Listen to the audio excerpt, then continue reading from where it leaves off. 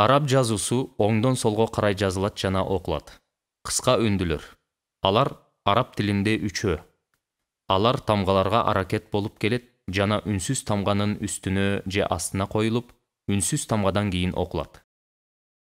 Аталышы, فتحة айтылышы, аталышы, كسرة айтылышы,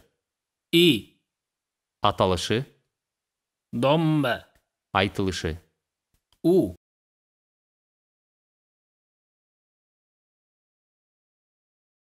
همزة القطع Ажыратуучу кесилген хамза. همزة القطع Бул дайыма алиф менен хамза чогуу болот жана хамзанын аракети кандай болсо, ошол аракет менен окулат.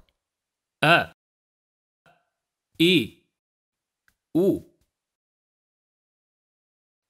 Сүкүн. Бул тоголок белги. Тамганын үстүнө коюлат жана тамганы аракетсиз кылып, мурунку тамга менен бириктирип аракетсиз окулат. إي أو